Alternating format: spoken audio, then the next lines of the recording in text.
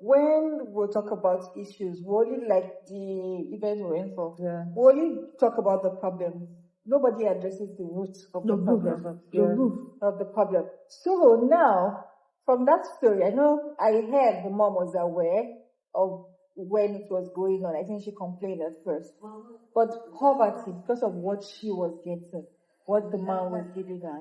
I'm imagining the amount. Exactly. So they kept quiet. And so, but I'm thinking education too is very important. That apart from poverty, like when all these young people are growing up, like especially girls, most of, like from where I am, like from the northern region of Nigeria, they don't really educate their young people about sex like that.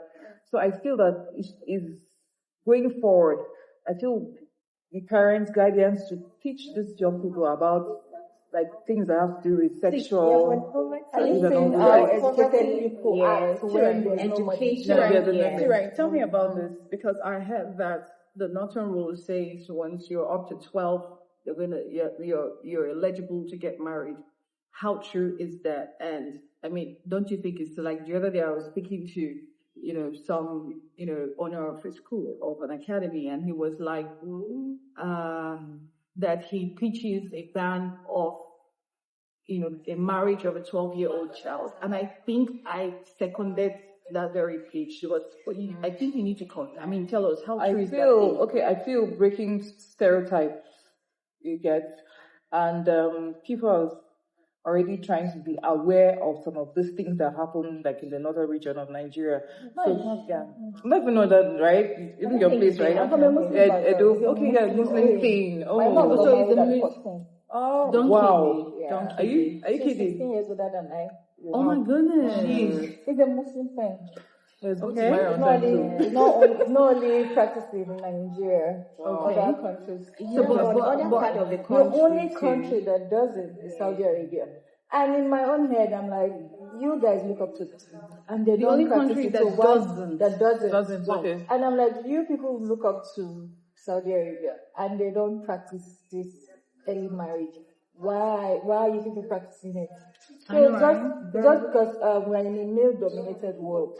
But I think regardless of how we look at it. So is this same in your place? Yes, in the olden days, in the Igbo part of yes. But I think theirs was poverty. Where are you from? Poverty. Anyway. Okay, so yes. Okay, so are you saying it was also happening then? Yes, but not recently. In the olden days. Okay. They married them off early because maybe, I don't know if they use them as collateral. Yes. That's like that impoverished thing we're talking about. I think it's poverty. Okay, I give you my child. Okay, maybe someone is in need of a land. So you sell off your child. Yes, you exchange. Okay, so another thing. Now that we are more sensitized, we're more aware, why is it that they have still not given a law, a rule to cancel that?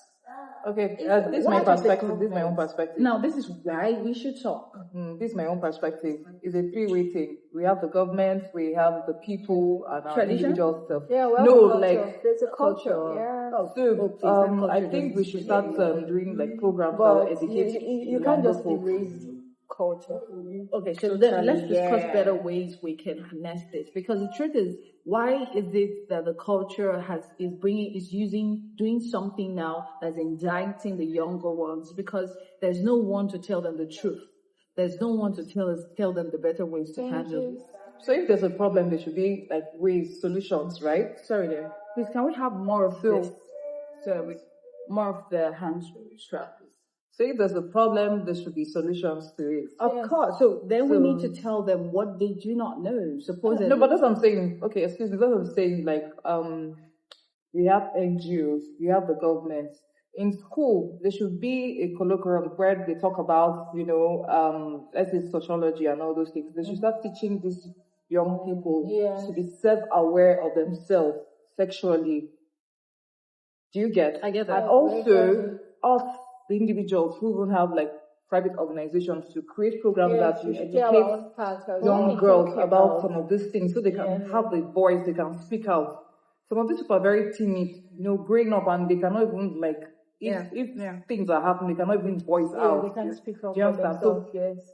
initiatives or programs that will push forward, like your voice, you understand, with the things that are happening these days, is very, very important. Like perspective to me. So programs that you can shape to make you start talking out, Well, for me, when we're talking about cultural norms, and me, I see that as sheer wickedness. How can they bring such? You tell me this is cultural. A period of 10 years, 15. I see it as wicked. I saw my first period at 12. So what are the solutions? What are the solutions? What? I started way earlier. I period. You said at 9? Huh? You said at 9? Yes.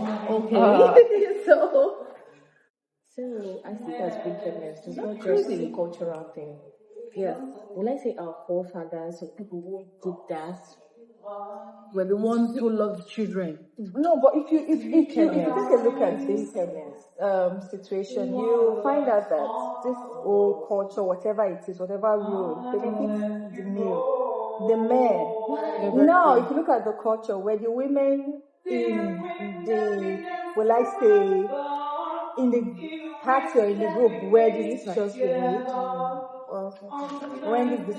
made, these men came together and decided what will benefit both them and the women.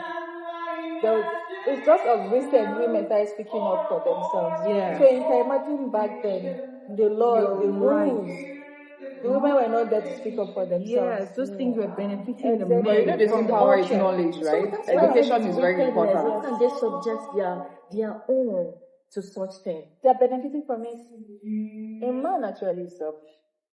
I know, right? That's what I'm saying. This is just sheer wickedness, which just leaves government, culture, whatever. So for we that already, we have the voice, yes, and we are enlightened, we are exposed. We could start from us. Yeah. We should start talking about it. Yes, start talking about it. We throw more light on it. See, another thing, wherever we see a situation where these girls are being molested, maltreated, we should speak up for them. Because most times, a lot of blame goes to the girl. When something happens, even generally online, when something happens, maybe something happens to a girl. There's an exposure. That's why I was talking about breaking stereotype.